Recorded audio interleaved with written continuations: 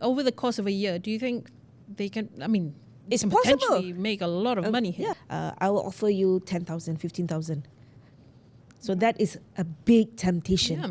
But isn't this proof of a system that's failing? Even though we do have AI, we have the human part and the technology part, there's technology loopholes. Just because you have an AI system does not mean that it's going to be perfect.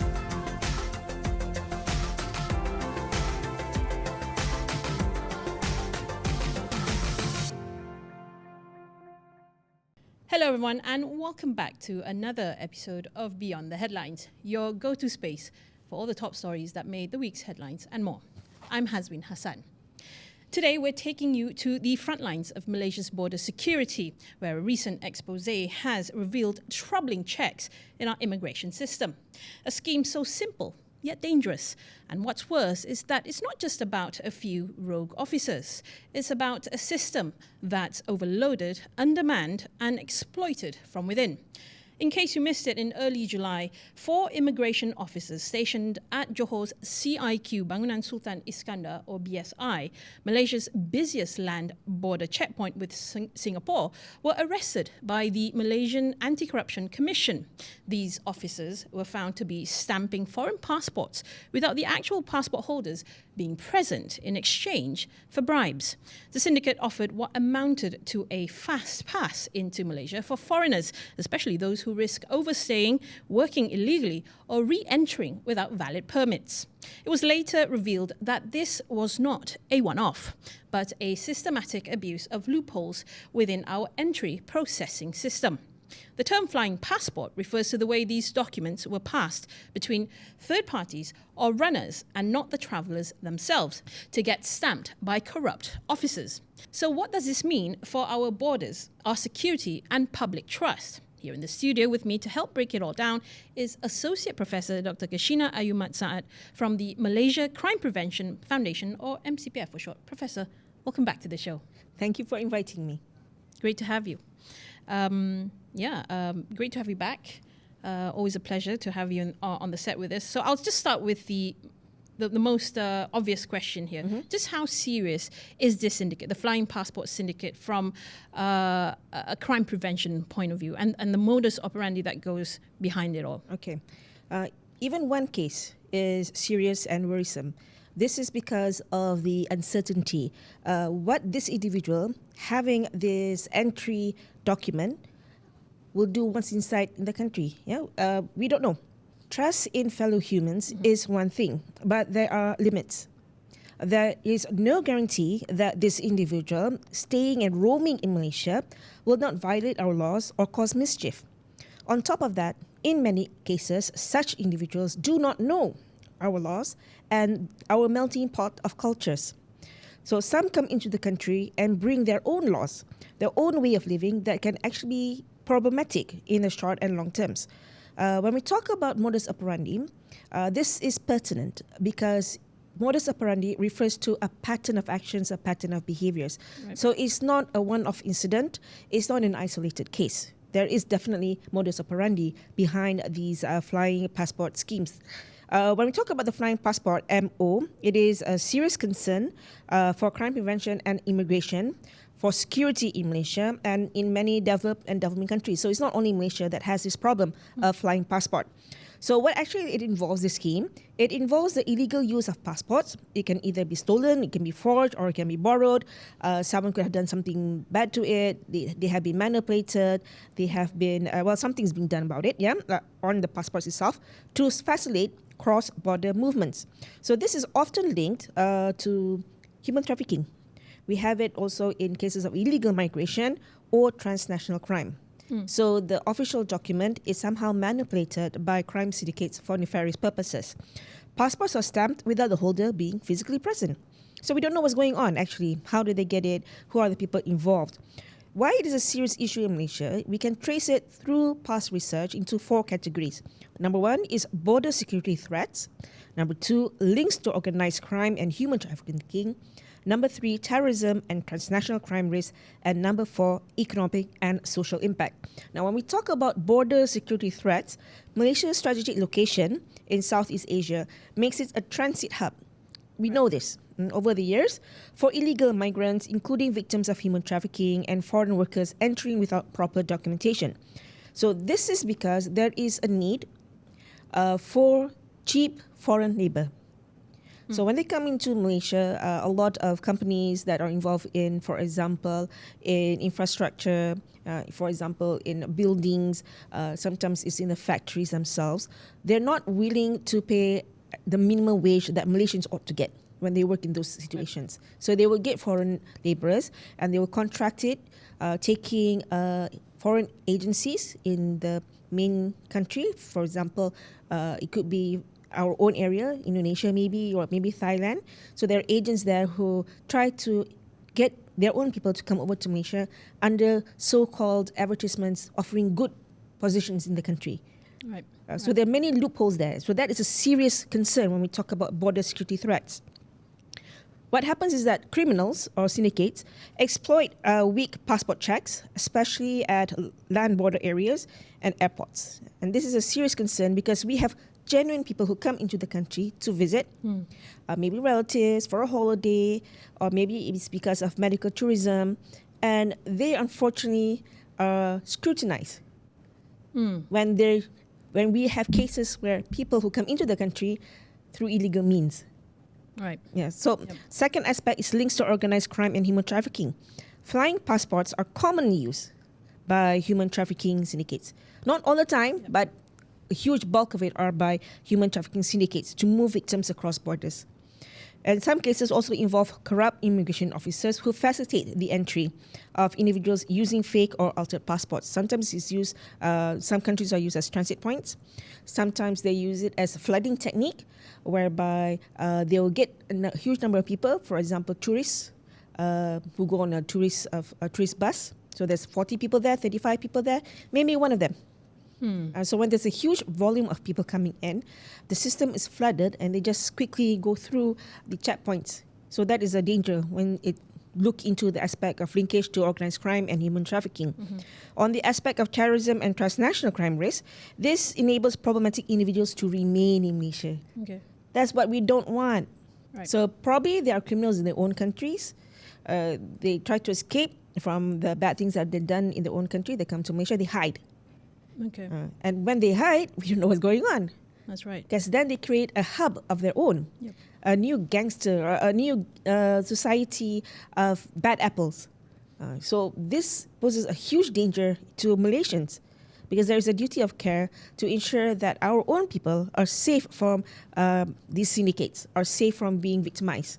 But unfortunately, by corrupt individuals who allow these individuals to come in, now we have a huge possibility of these individuals, these bad apples, coming into the country, staying here and causing mischief. So terrorists and criminals may use fraudulent passports to evade detection. And history has shown over the years that this has happened, not only in Malaysia, of course, but also in Indonesia. It has also happened in Thailand, many areas, frankly, that we see criminals who escape prosecution from their own country and come and hide in Malaysia. We also have Malaysians who escape Malaysia and seek some sort of trying to hide in other countries. Yeah. Okay. Now, Prof, I'd just like to ask you about you mentioned how this opened doors to unwanted people, right, from abroad. You talked about flooding, how some of them will be put in buses with tourists so that it will appear like, oh, you've got these masses of tourists coming in. Just how easy is that to pull off? And two. With all of this, right, with all of this happening, and we're not just pointing to one particular agency here when it comes to border security, but isn't this proof of a system that's failing and a deeper and sort of indicating a deeper collusion of networks between the syndicates and enforcement personnel, and that it's easy to have for these syndicates to have access to our enforcement officers? It's actually two concerns when we talk about flooding. Sometimes the people on the bus, on the tours, for example, you got 10 people, 15 people. Some of them are family members. And due to that, there is a likelihood of the criminal who comes in, the illegal person who comes in, fakes the documentation as if he or she belongs to that group of individuals. So they have similar backgrounds, for example, similar surnames, for example, and they see themselves to be as part of them. Right. In this instance, most of the time, other people in the group are aware. But there's a second condition, yeah? So no one in the group is aware. Okay. So whereby syndicates carefully look into who are going abroad. There would be some form of collusion there. What groups will go, how many people will go, and somehow insert this individual. And Right. when a group of strangers go together, let's say, for example, like a tour bus, or maybe it's a paid holiday for, I don't know, a group of individuals that they take a tour to go to certain countries, so-called holiday, then probably one of the agents will say, we have 1 or 2 empty spots, and we want to fill that. We're informing you that we're including this person. So being strangers, they'll just accept whatever it is, because they're supposed to go there on holiday. They do not anticipate anything going wrong. So it's one of 2 ways it's possible to happen. Collusion, there's a possibility. Certainty, I'm sorry, I can't say. I don't know whether there's certainty about that. Yeah. But it does seem that it's from how it has been going on and how far-reaching it is. Does seem that some, these syndicates can get access, and the way that they can get access to these immigration officers is pretty alarming at this rate. Yes, you're right. It is pretty alarming. The technical part of that, how they collude with one another, that is very much subjective. Okay. Because each case would differ. We don't have that information, and even if I do have the information, I can actually share it. Sure. Because security concerns that we're looking into, I don't want to give ideas to people out there how to go about in doing it. But with regards to economic and social impact, it may seem that we're opening doors to allow people to have businesses, to spend money in Malaysia, but we have to think further from that. It's not only the person probably who does the stamping or doing the flying passport, wow, I get some money. There's long-term consequences behind that action. Okay, illegal migrants using fake passports lead to overstaying. When it leads to overstaying, sometimes it's generational. So they have families here. Then they go into our school system for some of them don't. Okay, they go into our school system, they go into our workforce. So it takes away the spots for our own people. True. And that poses also tension. Yeah. Because some people may think that they deserve to get that job. Employers are not willing to pay the minimum wage to give so EPF, insurance. They do shortcuts. Accident happens. Who's going to bear the cost? So in such cases, the immigrant, whether they're smuggled into the country or they are trafficked, not only is this person a victim of those circumstances, if something happens here in Malaysia, he or she has to recover himself. Who's going to pay the bills? That's right. So it's very dangerous. Yeah. It can create a very polarizing sort of narrative here, because things like this happen and then it seems like, it's a systematic failure. So we're now giving away our jobs to people who are supposed to get jobs, foreigners, right? And talking about jobs, I did allude earlier in my introduction to a system that's overwhelmed, right? Undermanned. So in our report, we were informed by a source from the immigration department saying that, and I quote here, when 5 officers are clearing 500 passports an hour, and this one Johor's CIQ, right? When scanners are down and cameras cannot cover every lane, something has to give, and that is when syndicates move in. Now, I'd like you to first off comment on this workload here. 500 passports in an hour. Can you sort of break down, like, how fast it must take to clear one passport, and is that even feasible in in the sense of making sure security here is upheld? Okay, from a crime prevention point of view, any checkpoint environment, it can be land, it can be the sea, for example, where 5 officers, it could be more, it could be less, actually process 500 passports per hour. Now we're talking about 1 passport every 36 seconds. That's right. So whether that is feasible, whether there's any truth into that claim, well, it's just not sustainable. It's dangerously porous if it is true.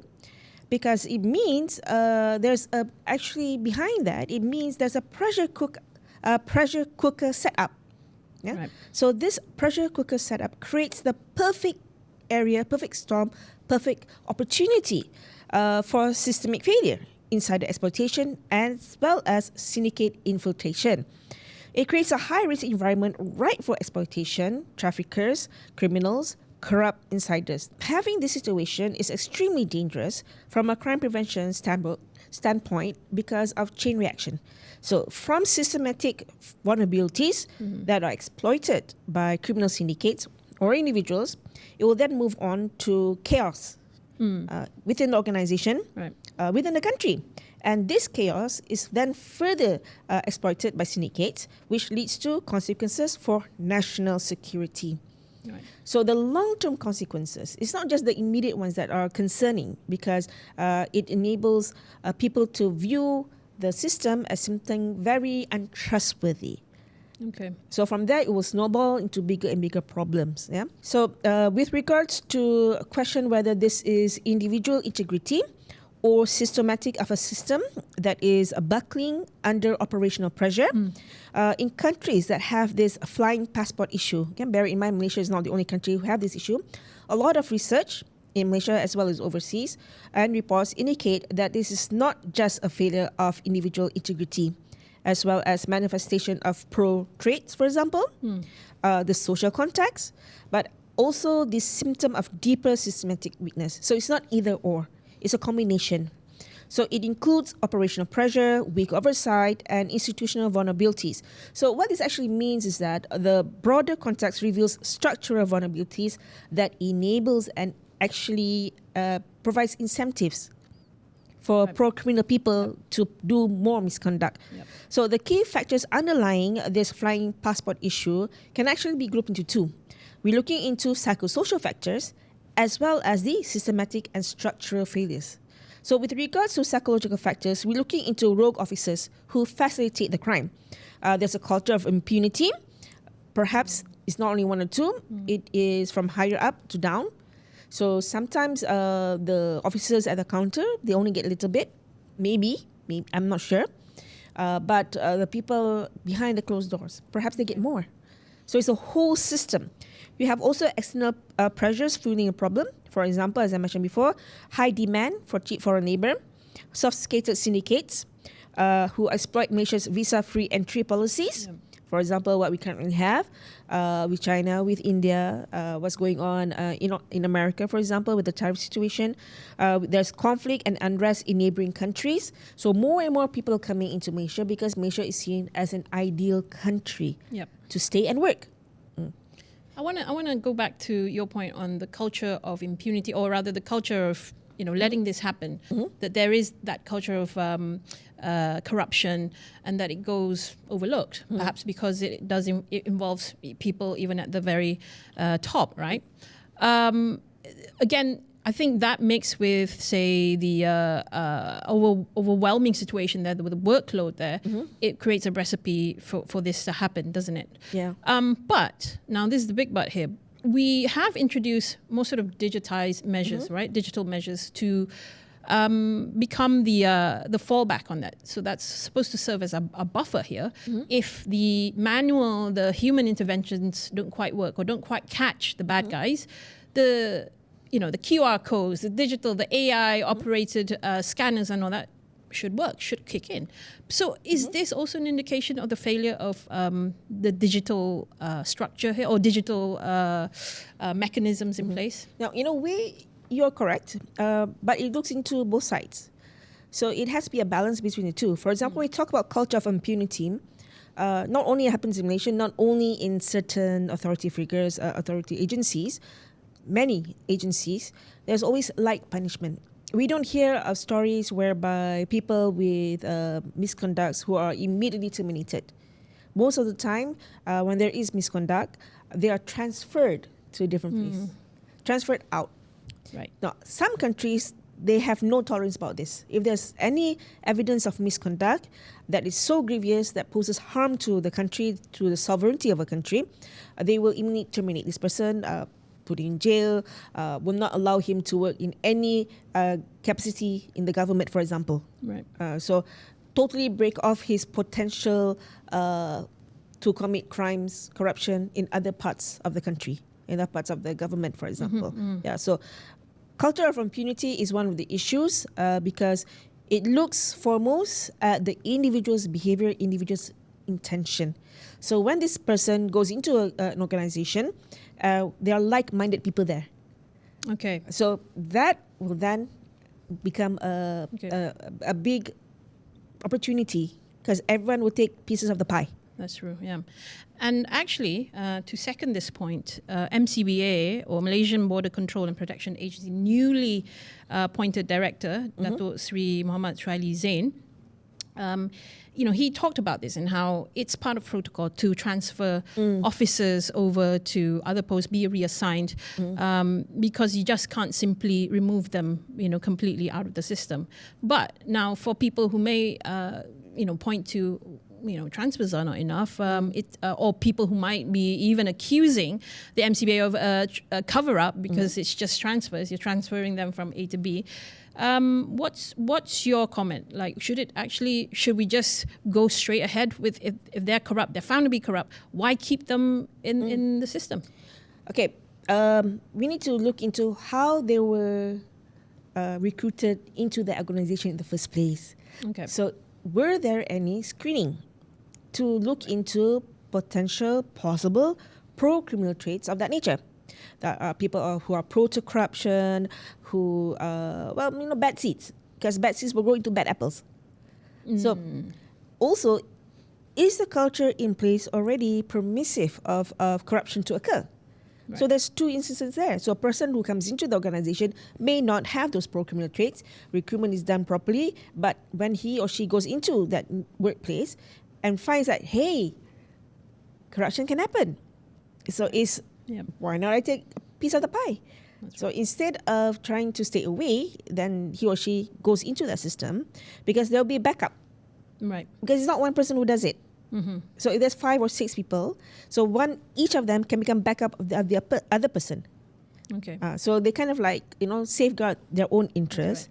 Right, but unfortunately, the whole system then is being distrusted. People see them and mistrust what's going on. It's not enough. Basically, it's not enough. Yep. Yeah. So my own personal viewpoint is that we have to go beyond transferring. If we can make laws that address bullying in schools, people who are found to be bullying, we straight away reject them from that school. Okay. Why can't we do the same for these agencies? Yep. Because the repercussions of transfer, he or she does not necessarily mean that once transfer, the lesson is learned. It could be, wow, this is a new opportunity for me. That's right. So put a stop straight away to those sort of things from happening in the first place. So it's interesting, Professor, that you actually pointed out that you are for removing them completely out of the system rather than just transferring them, within the organization. It doesn't quite, solve the problem of the bad culture here. But that doesn't quite solve the first problem that we had, which is the undermanned system that's being overwhelmed because there's just not enough people working at these checkpoints. So how can we reconcile that so that, okay, if we're going to remove the bad officers out of the system completely, but make sure that they are replaced as soon as possible, and on top of that, make sure there's enough people.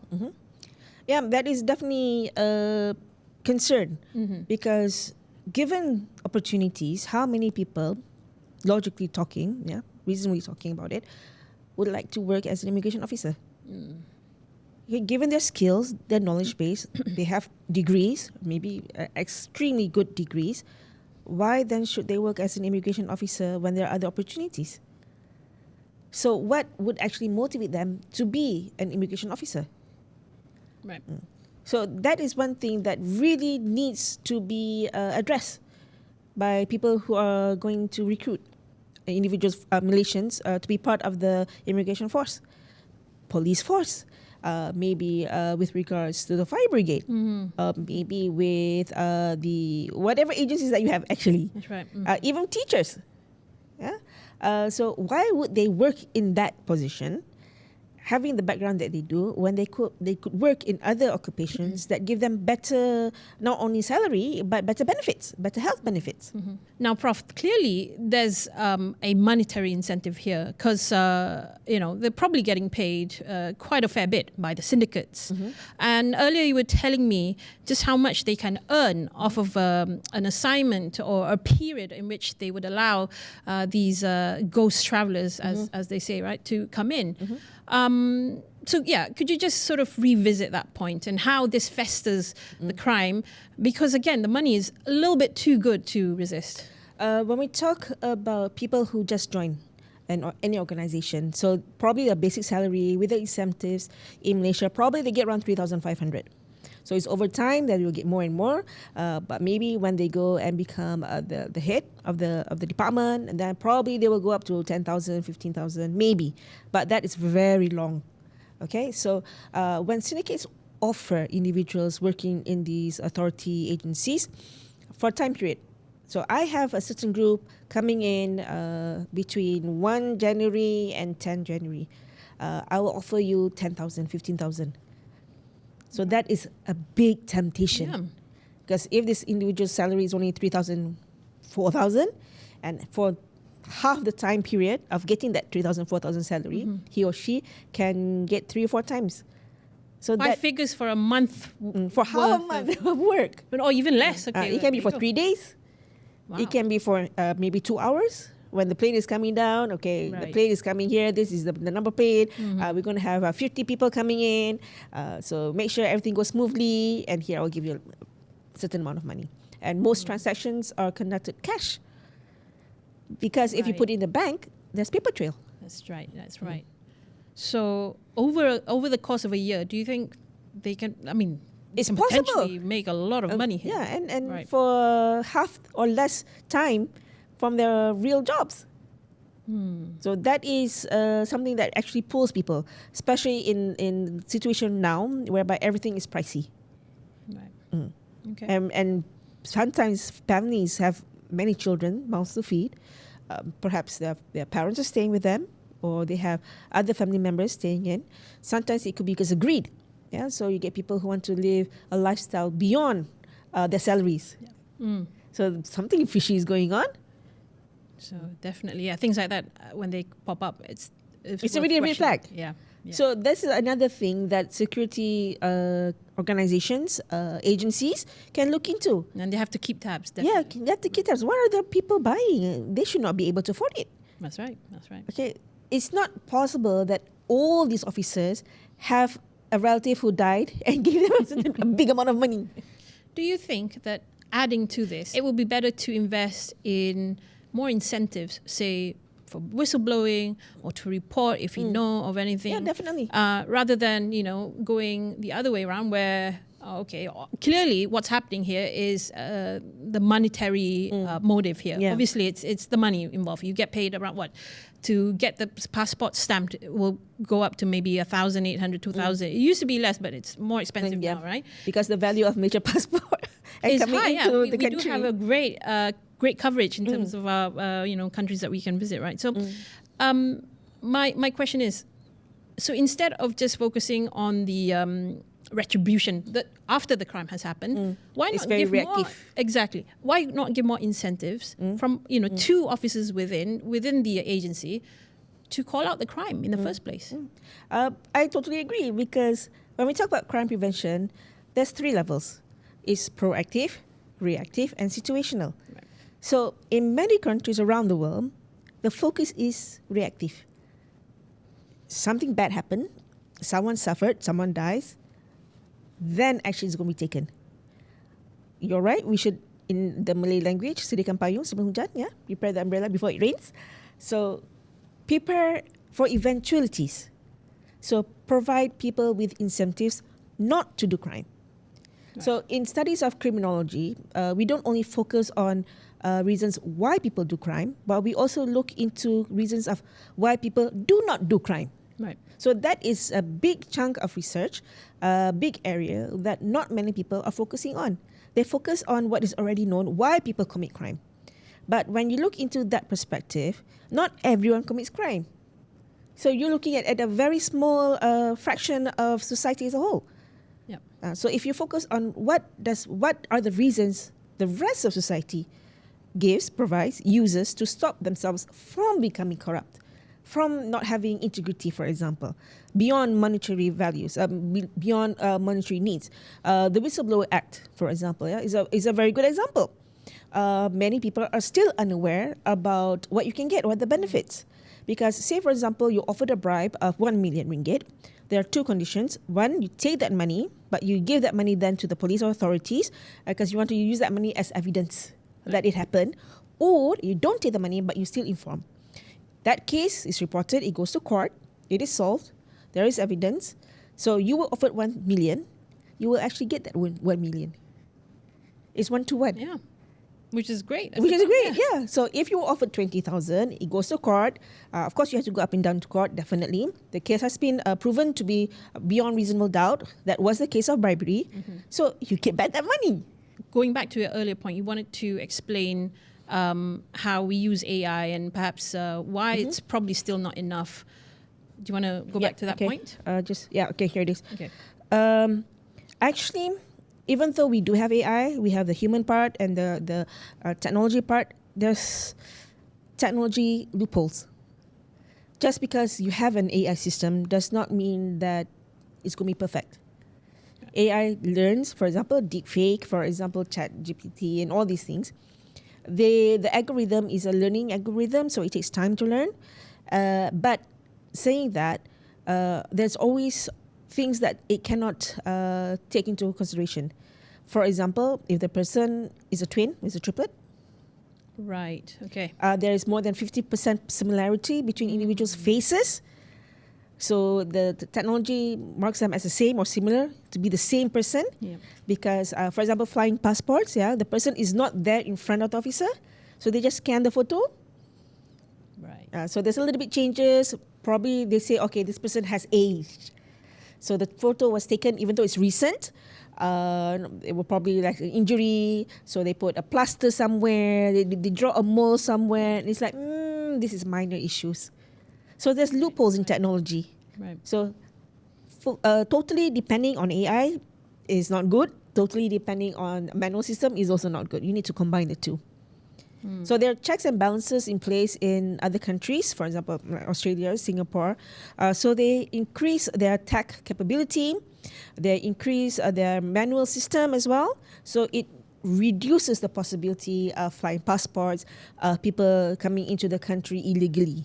AI alone are also vulnerable. So solutions needed is there are quite a number. For example, is strict override logging. So for every manual entry must be recorded, timestamp, linked to officer's ID. Who did it? Right, okay. Right now we don't have that. So they just stamp, we don't know who did it. Okay. AI red flags, for example. So the system itself should be able to flag unusual override patterns. Say, for example, the same officer approving multiple overrides. Certain time, let's say in 1 hour. So for 1 hour session, this individual, the officer overrides so many in a very short time. So that's a red flag. Yep. It should not be allowed to continue. Yeah? And then there are, for example, if you want to compare between Malaysia, Singapore, Thailand, and Australia. So my team, we did a study on this, a very small study about it. So we found that, for example, Singapore has strict tech and zero tolerance enforcement. So there are no manual overrides without dual approval. There are blockchain-style audit trails, cross-checks with CCTV and Interpol, for example, harsh penalties for abuse. So corrupt officers face long time in prison, lifetime blacklisting from government jobs, for example. So that's already a warning to them, okay, don't do it. Right. Would this involve having a dual officer clearance system as well? Yes, yeah. It would definitely involve that. Because, I mean, the way it works is that it takes advantage of blind spots. There are blind spots from CCTV cameras. Yeah. And then sometimes when the queues is one, and rotation of the officers when they come in for a different shift, right? Yeah. This will address it. Yes. Okay. So we can't use one system, one way to solve all the problems. Right. Because when we talk about flying passports, it's a multiple angle problem. So there is no one solution fits all. That's not likely going to happen. Okay. But so that means there needs to be investment from the government, from any government for that matter. So we don't want to be a case of reactive. Something bad happened, and then we're going to do something. Proactive crime prevention is always better, always cheaper than reactive. Right. And perhaps on the same note, before we wrap up here, you talked about perhaps more punitive punishments, more punitive measures after someone has been caught, doing the crime. But beyond that, and I'm sure you're a great proponent of this from just what from what you just said, what has to be done here in terms of reforms and to ensure or to restore discipline in these agencies that are supposed to protect our borders here? What else can be done to better our standards here? When we look into this issue, it needs to go beyond arrest. So we need a strong blueprint that can be actually carried out for restoring discipline, for restoring integrity and public trust in enforcement, especially at border control, border security. Punitive actions, for example, arrest and suspensions, alone cannot root out the systematic corruption that we face or even rebuild trust because the harm has already been done. And that, unfortunately, lingers in people's minds, it lingers in people's thoughts. So we need structural reform, cultural shifts, and institutional safeguards. So it's a multi-pronged blueprint that needs immediate action and collaboration, cooperation from multiple levels of society. It's not only the government. Because we do get, unfortunately, individuals who would take advantage of it and make it a flourishing area where corruption can happen and continue to happen. So it's not only from the government side. So when we talk about structural reform, it has to be tech-driven transparency. So this means, for example, AI-powered audits. So we can actually deploy machine learning to flag suspicious patterns. For example, officer approval. For example, what are the systematic errors that keep on occurring? For example, code 404. So if it happens more than 10 times, there must be something else. Right. So these codes will link up and give you ideas. What are the patterns that keep on occurring? And then we can circumvent those situations. We can do blockchain logged manual as well as real-time Interpol cross-checks. But because of the system currently with the internet capabilities, unfortunately, there are things, for example, internet hang. There's lags. Right. So it's actually a situation where we have to weigh and balance things because tourists want to quickly come to the country. They're already fatigued from the journey. Yep. They want to go to the hotel. They want to get relaxed. But then they're stopped at immigration. Right. It's not because of them, but because someone who's suspicious. So this, unfortunately, makes it very hard. So if we have more officers on duty who have good integrity values, that will be very helpful. But automated gates will be good. Singapore has been using that. Australia has it to an extent. But again, we cannot solely depend on those automatic gates 100% because they also have problems. Yep. In fact, quite a lot of problems. Right. The people who actually benefit from it are the people who actually supply those machineries. Yeah. We can do process overhauls, meaning eliminate discriminatory powers. So if the directive comes from the top, all places where there's checkpoints must follow. It cannot be whereby in the south, okay lah, I don't want this part of the strategy. I'm only going to take 50%. Then another checkpoint says, we must be very strict. You must follow 100%. Right. You can probably have another checkpoint. Oh, we must do beyond this. We have to do 110%. Yeah. Yeah. So we should not have such discretionary powers, as well as we need to decentralize corruption risk. So we need to balance between the two, because if there's suspicious people or person coming around, sometimes it is a very long time because you have to check and counter check because it goes to HQ because the database is in HQ. So it's not unless there's been warning. Is this person, this ID has been highlighted from top up. People at the counters, they don't get the information. Right.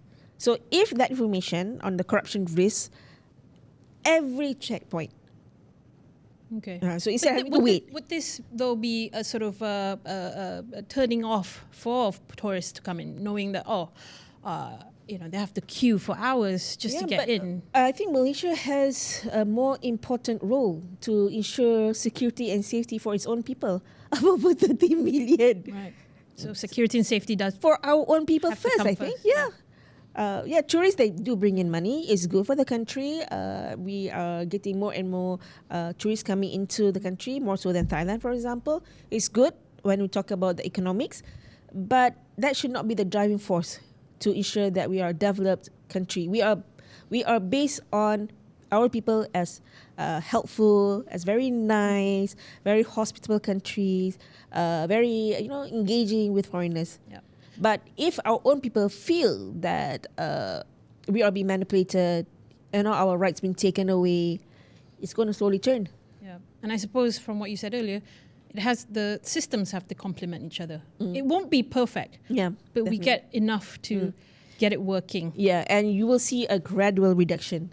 Right. So you won't get, for example, we have the auto gaze, AI technology. Immediately, we're going to see a reduction. Right. Because there are things that we cannot control.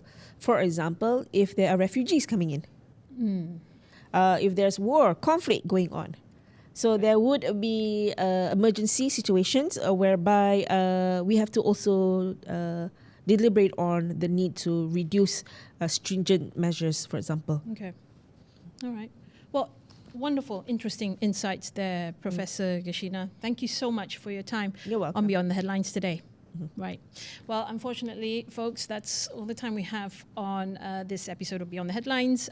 If you enjoyed watching this episode, please do hit that like button that you see on your YouTube page, the NST online page that you're watching this episode on right now. Also, don't forget to follow us on all the socials. We're on Facebook, Instagram, and X, and even on TikTok and Threads, right? For all the latest updates, not just for the show, but for all the stories and news that we put out there daily for you. Once again, thanks so much for watching and for your loyalty to us all this while in this series. I'm Hazwin Hassan, and until the next one, goodbye.